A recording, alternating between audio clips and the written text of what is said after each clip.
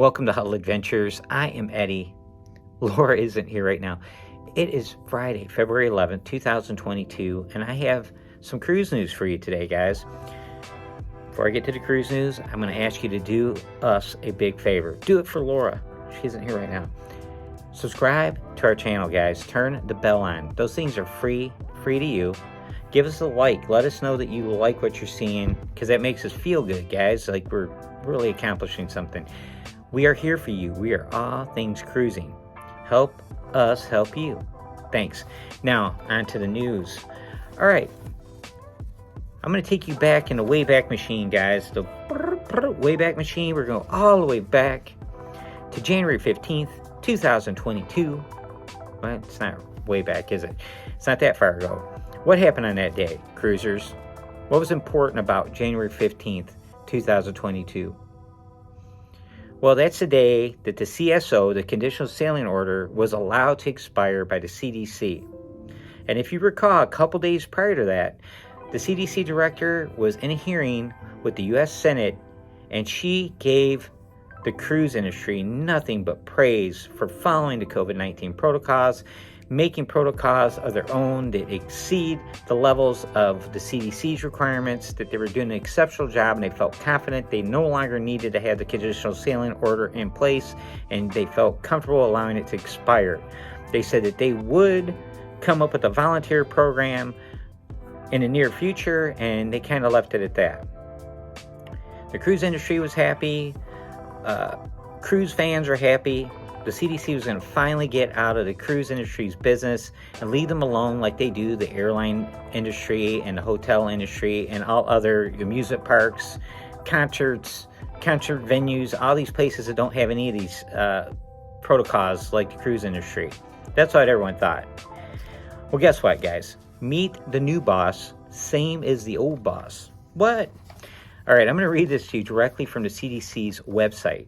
This isn't regurgitated news, guys. This is directly from their website. I'm going to leave my commentary out of it, try to keep my opinions out of it, but this is a section of the website on this cruise ship color status, the new COVID-19 program for cruise ships. It's under a section called What You Need to Know. There's 4 bullet points here, guys. I'm going to read them to you real quick. There's some run-on sentences here, and forgive me if I stumble slightly. Here we go. CDC recommends that cruise ships operating or planning to operate in U.S. waters choose to participate in CDC's COVID-19 program for cruise ships. They recommend it, right? 2, bullet point 2, color status for ships participating in the program is based on data reported by cruise ships and relevant public health authorities. Bullet point 3, CDC's color coding system gives travelers information they can use to make informed decisions before choosing to travel. Color status designations indicate the number of COVID-19 cases reported for each ship in the program, comma, whether an investigation is needed, comma, additional public health measures a ship is taking, comma, and whether a ship has opted out of the program. Bullet point number 4. Gray designated cruise ships are foreign flag cruise ships operating U.S. waters that have chosen not to participate in CDC's COVID-19 program for cruise ships. These ships may have their own COVID-19 health and safety protocols, comma, which CDC has not reviewed or confirmed.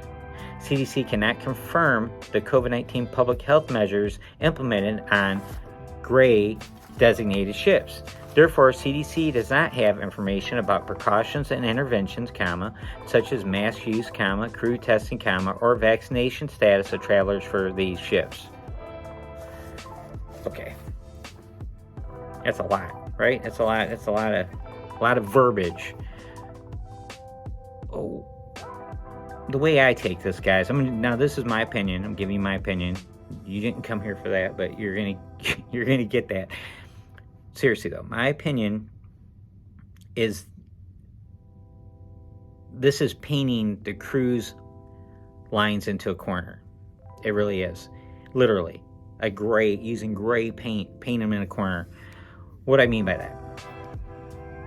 If you are someone that is hesitant to sail because you're afraid of COVID and you're afraid the cruise lines are floating petri dishes, is falsely reported by the mass media, If you're buying into that line of reasoning and, you know, all that, and you look at the CDC's website and you see all these gray ships, and then you read this disclaimer that basically says, sail on those ships at your own risk.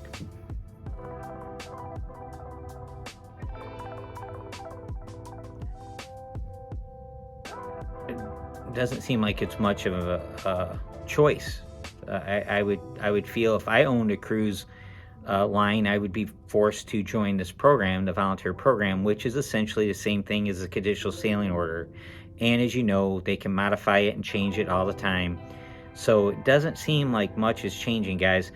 Now, I might be wrong, but Norwegian, they jumped into this before the details were even shared with anybody. They said they're going to join the volunteer program, and they're already in it. So I keep pointing this out to you. When one cruise line, when we're talking about the big three, Norwegian, Carnival, and Royal Caribbean here in the United States, when one of them does something, the other two usually follow suit and do the same thing. So yeah, it's kind of a it doesn't seem right to me. That's my opinion. Now, the Cruise Line International Association, the organization that represents the cruise industry, they're outraged. They feel this is straight up discrimination. They accuse the CDC of discriminating against the cruise industry. They even went on to point out that the average vaccination rate on cruise ships is over 95%, whereas in the U.S. on land, it's only 63%. And it's really odd. Now, they have until February 18th to opt into this program. If they don't respond, they're going to be designated gray just because they didn't respond. So it's going to be interesting to see what happens between now and February 18th. We're going to watch this close for you guys and let you know what is going on.